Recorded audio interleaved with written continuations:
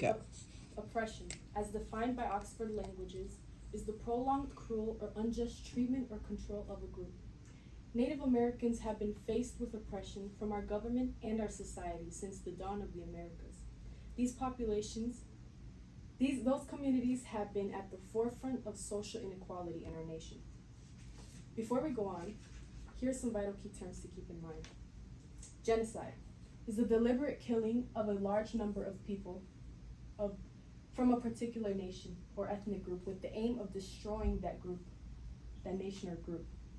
Forced assimilation is the involuntary cultural assimilation of religious or ethnic minority groups during which they are forced by our government to adopt the language, customs, values, way of life, and often the religion and ideology of an established and generally larger community belonging to a dominant culture.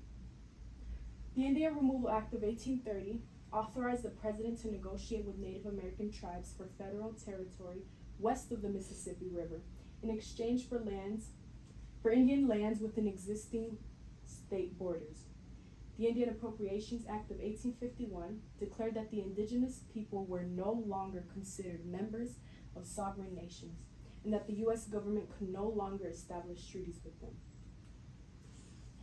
The Native communities in our nation have for long been victims at the hands of our government and the society we live in. It is argued that this is what has led to the genocide of the Native population. In 1933, President Franklin D. Roosevelt said to the American people, "We now realize, as we have never realized before, our interdependence on each other, that we must not merely take, but we must give as well." This was his way of uniting the people in the nation. This serves as a prime example of the picture perfection our government tries to paint for the eyes of the world, which one can argue is subjective. In the famous article, Moral Courage and Intelligent Disobedience, the author explains, "Moral courage is a rarer commodity than bravery in battle or great intelligence.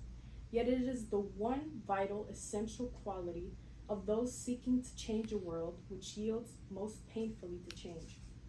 In other words, to resolve the issue in question, more people need to be willing to do what is correct despite of the outcome."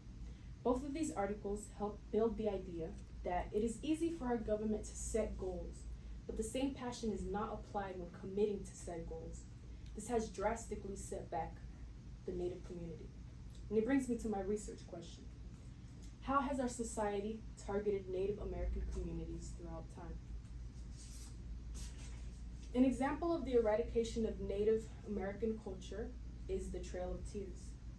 The infamous event is known as the forced relocation of tens of thousands of Native Americans from their native lands to present-day Oklahoma. The relocation was the result of Andrew Jackson's Indian Appropriations Act of 1830. The purpose of the act was to remove Native Americans living in existing states and using the vacant land towards the white man's benefits. The journey was a long and brutal one, claiming the lives of around 15,000 Native men, women, and children. These casualties were results of the hunger, disease, and exhaustion endured throughout the journey. Furthermore, while the Trail of Tears was a result of government law, the government failed to provide these communities with the proper assistance to complete it. This has led to the current distrust of the government by the Native communities. It has been proven time and time again that Native women and girls are of little significance to society and to the government. Native women's cases of kidnappings, abuse, and murders are largely underrepresented in the media, and victims are provided with little to no aid. As revealed by the University of Alabama Institute for Human Rights blog, a publication from the U.S. Department of Justice states that Indigenous female victims in the United States are far more likely to need services that aid survivors of such violence. More than a third will be unable to access necessary services after the event due to the drastic disparities in access to health care and treatment by law enforcement. The absence of the proper attention and aid for these cases is the driving factor for why they continue to happen, and in large quantities. According to the limited information reported, Native women and girls are likely to be victims of homicide at rates 6 times higher than that of non-Native women and girls. This being said, similar cases involving white women receive a much grander amount of media coverage than that of Native women. The same passion behind cases involving white women could aid in accelerating justice and raising awareness for Native women. A federal Indian reservation is an area of land issued by the government that is reserved for an indigenous tribe. According to the National Library of Medicine, the U.S. Congress passes the Indian Appropriations Act, creating the reservation system. The government forces Native peoples to move to and live on reservations where it can better subdue them. In other words, to ease the control of the Native population, the government forced them into these areas of land, the key word being force.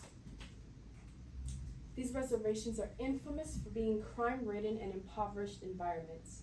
As a result, Native communities are met with harsh physical, mental, and emotional challenges, holding back the communities from growth. The Native American communities in our country have long been abused by our government and our society. It has created a great divide in our nation from the very establishment of this country. Reparations are long overdue, but it can certainly be accomplished. With the right people in office and public support, these reparations can be made. This way, the United States reflects and embraces exactly what it is, a beautifully diverse nation. Here are my citations. Thank you.